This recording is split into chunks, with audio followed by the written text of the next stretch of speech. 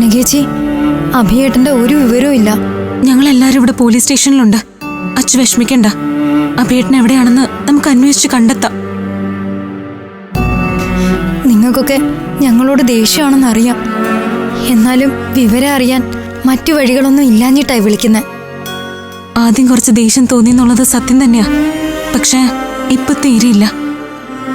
നിങ്ങളുടെ അച്ഛനെ അമൃതേച്ചി അഭിയേട്ടൻ അറിയാതെ സംരക്ഷിക്കാൻ പാടില്ലായിരുന്നു. കൃഷ്ണേട്ടൻ ആരാണെന്ന് അറിയാതെയാ ഞങ്ങൾ പോലും അയാളെ സ്നേഹിച്ചത്.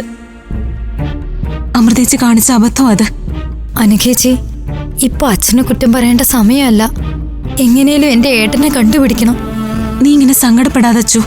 നമുക്ക് അഭിയേട്ടനെ എങ്ങനെയും കണ്ടുപിടിക്കാം. നിങ്ങളുടെ കലയമ്മ എന്റെ ഏട്ടനെ എന്തെങ്കിലും ചെയ്തതായിരിക്കോ? എനിക്ക് നല്ല സംശയമുണ്ട്. അവർക്കല്ലെങ്കിലും ഏട്ടനെ പണ്ടേ കണ്ടുകൂടാ. ഞങ്ങൾക്കും ആ സംശയമുണ്ട് അശ്വതി. എന്റെ ഏട്ടന് എന്തെങ്കിലും പറ്റിയ പിന്നെ ഞാനും അമ്മയും ജീവനോട് ഇരിക്കില്ല. നീ ഒന്ന് സമാധാനപ്പെട അശ്വതി. ഇവിടെ വിവേകേട്ടനും ആകാശേട്ടനും സഹദേവ മാമനും ഒക്കെ ഉണ്ട്. ഇവരെല്ലാം അഭിയേട്ടനെ അന്വേഷിക്കുന്നുമുണ്ട്. എന്തെങ്കിലും വിവരം കിട്ടാതിരിക്കില്ല. ഞങ്ങൾ നിന്നെ വിളിച്ചോളാം.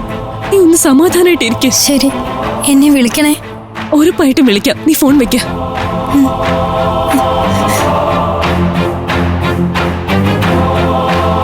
പാവം അശ്വതി വല്ലാതെ പേടിച്ചിട്ടുണ്ട്. അമൃതേച്ചിയെ രക്ഷിക്കാൻ എല്ലാരും ഉണ്ട്. ഒടുവിൽ പാവം എന്റെ അച്ഛൻ ബലിയാടാവും. പാവോ? അയാളോ? എന്തറിഞ്ഞിട്ടാ നീ അയാളെ പാവോ എന്ന് പറയുന്നത്? അയാള് പാവൊന്നുമല്ല. ഓരോ വരവിനും എന്തെങ്കിലും ദുരന്തങ്ങൾ വിതച്ചിട്ടാ അയാള് പോവാറുള്ളത്. ഇത്തവണ അത് സംഭവിച്ചു.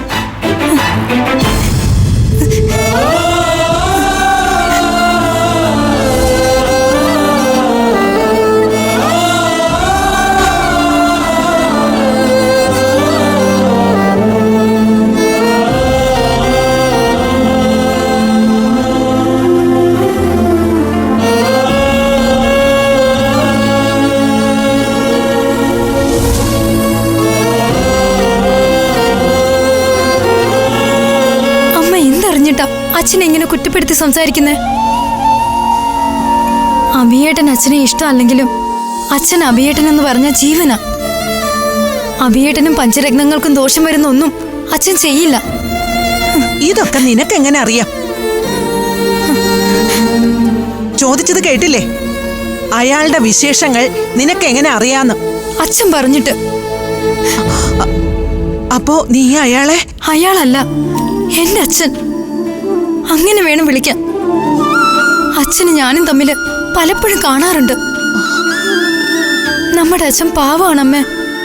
അച്ഛന്റെ മനസ്സ് ആരെക്കാളും നന്നായി എനിക്കറിയാം. എന്നെയും അഭിയേട്ടനെയും ഒക്കെ സ്നേഹിക്കാനും ലാളിക്കാനും ആ മനസ്സ് ഒരുപാട് കൊതിച്ചിരുന്നു. എന്റെ കാതി കിടക്കുന്ന കമ്മലി ഉണ്ടോ? ഇതെനിക്ക് അച്ഛൻ സമ്മാനമായി തന്നതാ. അച്ഛൻ ചെയ്തു എന്ന് പറയുന്ന കുറ്റം വെറുതെ ആരോപിക്കുന്നതാ. അച്ഛന് ഒരാളെയും കൊല്ലാൻ കഴിയില്ല, അതെനിക്കറിയാം.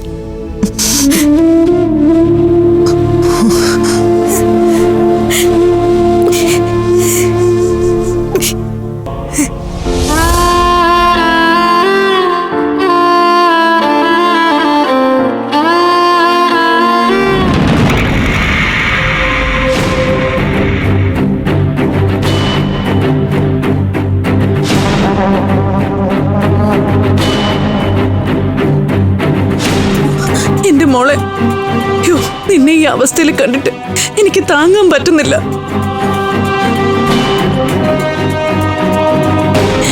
എന്റെ മോക്ക് ഈ ഗതി വരുത്തിയവൻ ആരായാലും ഈ അമ്മ വെറുതെ വിടില്ല.